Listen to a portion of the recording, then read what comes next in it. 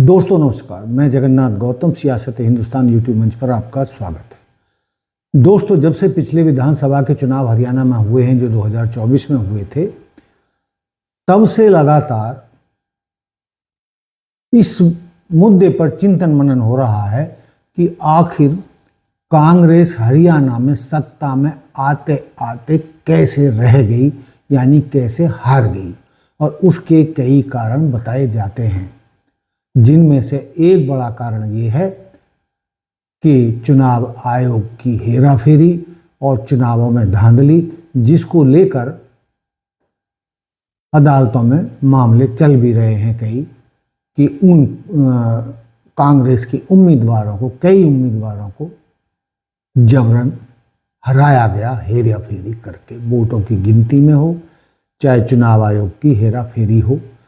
लेकिन दोस्तों, ये बात भी सच होती है, करीब 20-22 कांग्रेस के हारे हुए उम्मीदवारों ने अदालत में पेटिशन डाल रखा है कि उनको जबरन हराया गया। लेकिन दोस्तों, अकेला कारण यही नहीं है।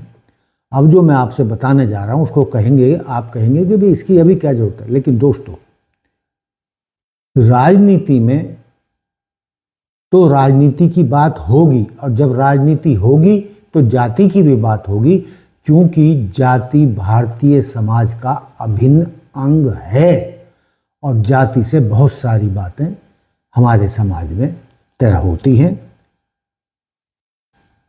इससे कोई इनकार कर नहीं सकता। दोस्तों, अचंभा तो हमें भी था, आश्चर्य तो हमें भी था कि जब पूरी संभावना थी कि इस बार भाजपा हार रही है, भाजपा तक भी मान रहे थे, लेकिन तीसरी बार भी भाजपा हारते हारते कैसे जीत गई। तो इस पर हमने काफ़ी चिंतन मनन किया, लोगों से बातचीत भी की और कुछ आंकड़े भी जुटाए, सामाजिक कार्यकर्ताओं से भी बातचीत की। तो जो उसका लब्बो लुबाव जो निकला वो यही था मोटे तौर पर कि ये जो लड़ाई है जाट बनाम गैर जाट की भाजपा ने कर दी है, और सबसे बड़ा कारण यही है कि भाजपा तीसरी बार भी लगातार सत्ता में आने में हरियाणा में कामयाब रही। दोस्तों, हरियाणा में एक आम कहावत है कि 36 बिरादरी हैं, चाहे बिरादरी कितनी हो और 36 हो, ज़्यादा हो कम हो, लेकिन यही कहा जाता है कि 36 बिरादरी हैं। और भाजपा ने 36 में से एक जाति जाट को छोड़कर बाकी 35 जातियों पर ध्यान केंद्रित किया, और ये उसका सबसे सटीक निशाना था जो कई बार, मतलब तीसरी बार भी निशाने पर लगा। दोस्तों, आमतौर पर हरियाणा के जनता का या वोटरों का मानना है कि प्रदेश में 25% के आसपास जाट जाति के लोगों की आबादी है, जबकि 70-75% गैर जाटों की, गैर जाट बिरादरी की है। दोस्तों, लेकिन जब से 1 नवंबर 1966 से हरियाणा का निर्माण हुआ है, तब से हरियाणा की जाति पर 25% वाली कौम यानी जाटों का दबदबा रहा है। और मैं इसके लिए आपको बता दूं कि कितनी बार जाटों के मुख्यमंत्री बने, जाट समुदाय से मुख्यमंत्री बने हैं। दोस्तों, हरियाणा की राजनीति में जाट मुख्यमंत्रियों का कार्यकाल सबसे लंबा और प्रभावशाली रहा है। दोस्तों, चौधरी बंसीलाल 4 बार मुख्यमंत्री बने, यानी मैं जाट मुख्यमंत्रियों की बात कर रहा हूं। चौधरी बंसीलाल 4 बार मुख्यमंत्री रहे। इन्हें आधुनिक हरियाणा का निर्माता भी कहा जाता है, इसमें दो राय नहीं है। चौधरी देवीलाल 2 बार मुख्यमंत्री बने और ताऊ के नाम से प्रसिद्ध रहे, और वो देश के उप प्रधानमंत्री भी बने। ताऊ देवीलाल के पुत्र, ज्येष्ठ पुत्र ओम प्रकाश चौटाला हरियाणा के 5 बार मुख्यमंत्री बने, यानी सबसे ज़्यादा अधिक बार मुख्यमंत्री की शपथ लेने में का रिकॉर्ड जो है उन्हीं के नाम है। दोस्तों, ओम प्रकाश चौटाला 5 बार, देवीलाल 2 बार, चौधरी बंसीलाल 4 बार और हुकम सिंह एक बार मुख्यमंत्री रहे, जो ताऊ देवीलाल के करीबी माने जाते थे। और उसके बाद भूपेंद्र सिंह हुड्डा 2 बार मुख्यमंत्री रहे, लगातार 10 साल मुख्यमंत्री बने। 2005 से 2014 तक शासन करने वाले ये पहले जाट नेता थे जो लगातार 10 साल मुख्यमंत्री बने। दोस्तों, अब यदि हम उस 35 बिरादरी की बात करते हैं जो 70 से 75% आबादी है, जिन बिरादरियों की हरियाणा में, यानी 35 बिरादरी की 70 से 75% आबादी है, उसके यानी गैर जाट मुख्यमंत्री कब कौन कौन बने। तो दोस्तों, सबसे पहले जाट मुख्यमंत्रियों में ब्राह्मण, पंजाबी, बिश्नोई और अब ओबीसी समुदाय के नेता शामिल रहे हैं। पंडित भगवत दयाल शर्मा ब्राह्मण हरियाणा के सबसे पहले मुख्यमंत्री बने थे। राव वीरेंद्र सिंह अहीर यादव विशाल हरियाणा पार्टी के संस्थापक थे और वो भी एक बार मुख्यमंत्री बने थे। बनारसी दास गुप्ता गैर जाट राजनीति के सबसे बड़े चाणक्य भी कहे गए, वो भी 2 बार मुख्यमंत्री बने। लेकिन दोस्तों, गैर राजनीति के सबसे बड़े चाणक्य और पीएचडी कहे जाने वाले भजन लाल जी भी हरियाणा की राजनीति में उनका एक बड़ा नाम है, जो गैर जाट होते हुए भी हरियाणा की राजनीति में बहुत प्रभावशाली रहे और वो भी कई बार मुख्यमंत्री की कुर्सी पर बैठे। और मुख्यमंत्री भूपेंद्र सिंह हुड्डा के बाद 2005 में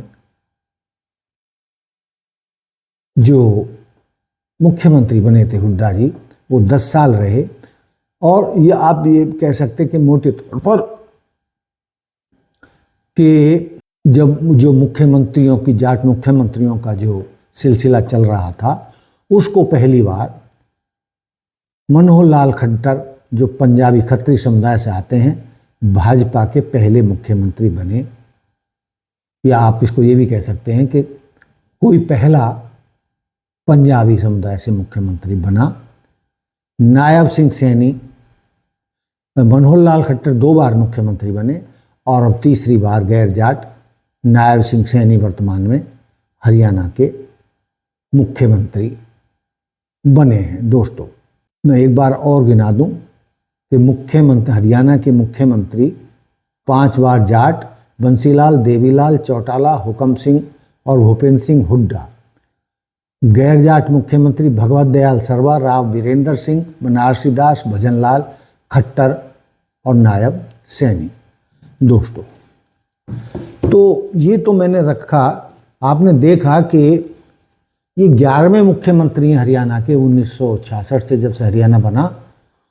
और ये छठे, नायब सिंह सैनी छठे गैर जाट मुख्यमंत्री हैं।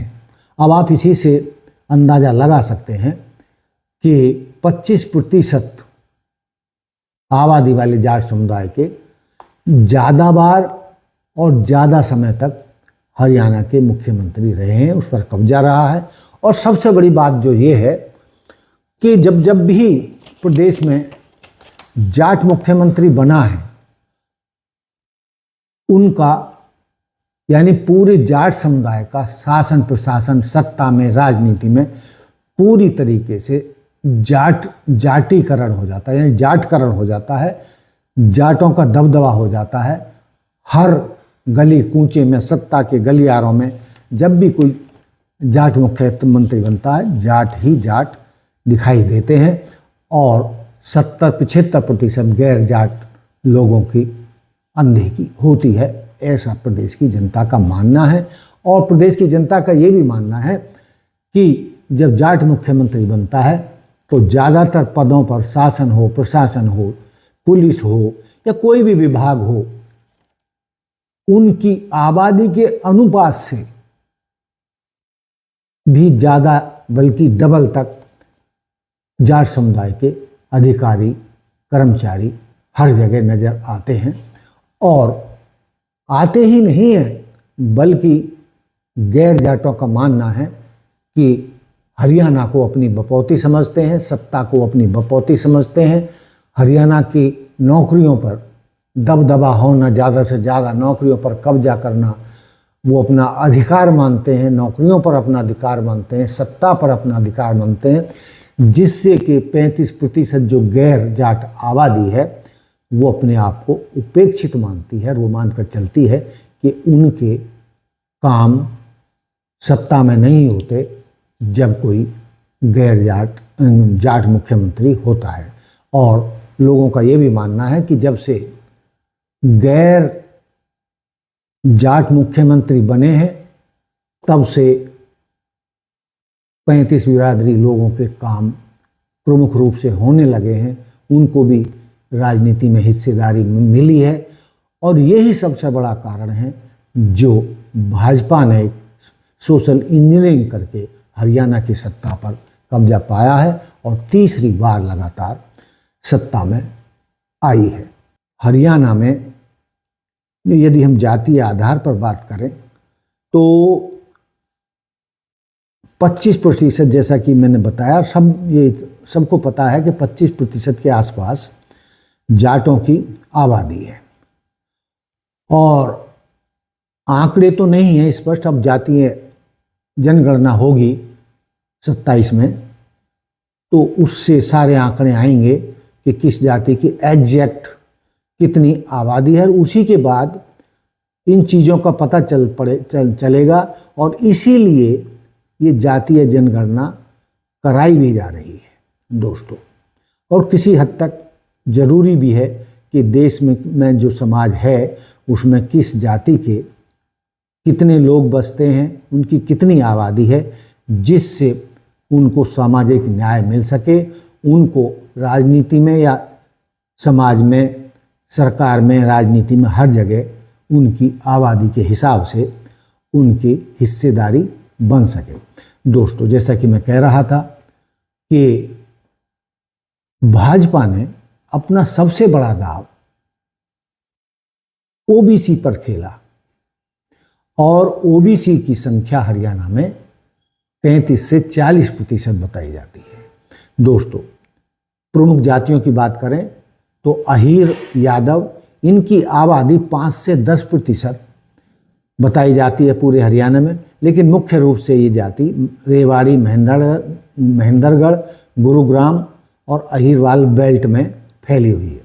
दोस्तों, इसी प्रकार गुर्जर 3.5 से 5% तक हरियाणा में बताए जाते हैं, जो फरीदाबाद, पलवल, करनाल, यमुनानगर और थोड़े कुछ पानीपत वाली बेल्ट में भी गुर्जरों की आबादी बताई जाती है।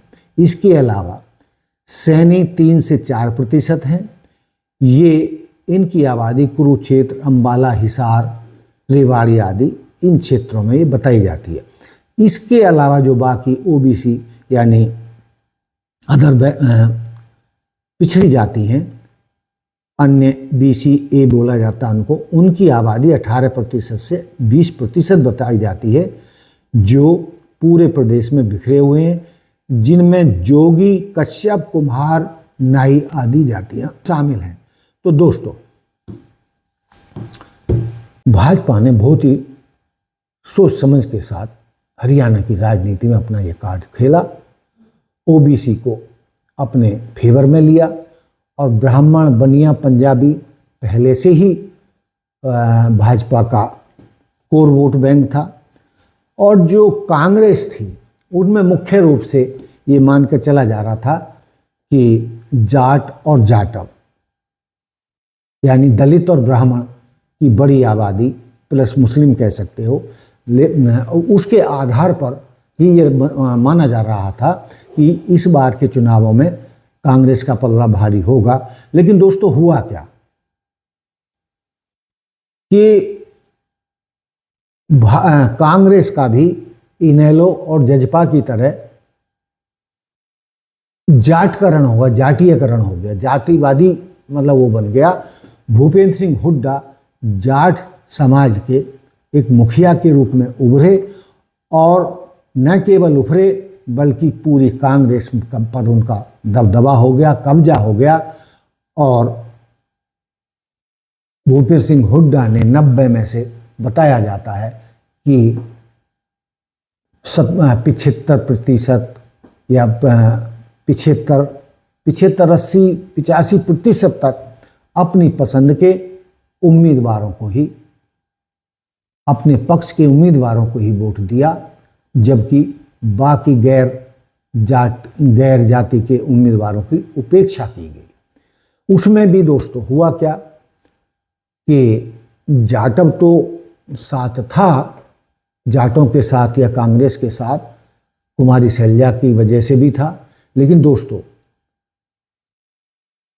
जब टिकटों का बंटवारा हुआ, सम्मान की बात हुई, अधिकारों की बात हुई, तो कुमारी शैलजा को वो वजन नहीं दिया गया, उनको फैसलों में शामिल नहीं किया गया, उनकी पसंद के उतने उम्मीदवारों को टिकट नहीं दिया गया जितना कि वो चाहती थी या उनका हक बनता था। क्योंकि यदि जाट 25% हैं तो दलित भी हरियाणा में 22% हैं।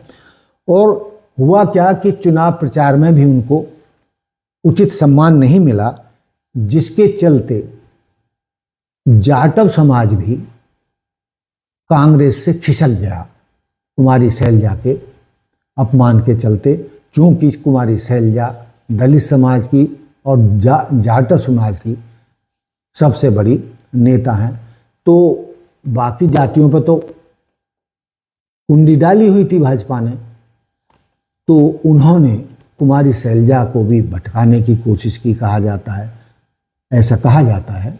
वो नाराज भी हुई थी और ये भी माना जाता कि कुमारी शैलजा यदि नाराज नहीं होती, उनको सम्मान दिया जाता या उनके उन्होंने जो नाम सुझाए थे सही अनुपात में उनको टिकट दिए जाते, तो ये स्थिति नहीं आती। लेकिन दोस्तों जाट भी कुमारी शैलजा की नाराजगी के कारण भाजपा कांग्रेस से खिसक गया और जो गैर जाटव दलित जातियां हैं उन पर तो पहले ही भाजपा ने कब्जा किया हुआ था। तो ये सारे बड़े कारण हैं जिनके चलते कांग्रेस चुनावों में हार गई। और इस बात से भी तय किया जा सकता है कि बेशक आज सीएम हरियाणा का जाट नहीं है, मुख्यमंत्री नहीं है, लेकिन बावजूद इसके जाट समुदाय का दबदबा बरकरार रहा। हो सकता है कि मेरे पास वो आंकड़ों में कुछ 19-20 हो, लेकिन जितना मुझे याद है कि कांग्रेस में 28 जाटों को टिकट दिया गया, जिनमें से 22 जीते। इसके अलावा भाजपा से भी 6 कैंडिडेट जाट उम्मीदवार जीते, यानी 22 और 6 28 जाट सबसे ज्यादा विधायक बनकर हरियाणा विधानसभा में पहुंचे। बेशक जाट मुख्यमंत्री नहीं है, लेकिन यदि विधायकों का देखें तो दबदबा और गिनती के हिसाब से आज भी जाटों का दबदबा है। तो दोस्तों कई कारण जो मैंने गिनाए, अब मुझे नहीं पता कि आप उनको कितना सही मानते हैं। मैं जातीय आधार पर बात कर रहा हूँ, मैं उचित भी नहीं समझता कि जातीय आधार पर बात की जाए, लेकिन दोस्तों मैं क्या कर सकता हूँ कि जाति हमारे समाज की एक कटु सच्चाई है और इससे राजनीति में इनकार नहीं किया जा सकता। राजनीतिक आधार पर ही टिकट दिए जाते हैं और राजनीतिक आधार पर ही सीएम बनते हैं, मंत्री बनते हैं। तो ये बहुत सारी चीज़ें हैं जिसमें जाति को आप अलग रख के नहीं चल सकते। तो दोस्तों ये था मेरा मुद्दा। आप इनसे कितने सहमत हैं मैं नहीं जानता। मैंने कोशिश की है कि जो मुद्दे उठाए जा रहे हैं उनसे अलग हटकर कि भाई कांग्रेस सत्ता में आते आते कैसे रहेगी। तो ये था मेरा आज का मुद्दा। आपको कैसा लगा आप मुझे कमेंट करके बता सकते हैं। इसी के साथ जय हिंद, जय भारत, जय संविधान, नमस्कार।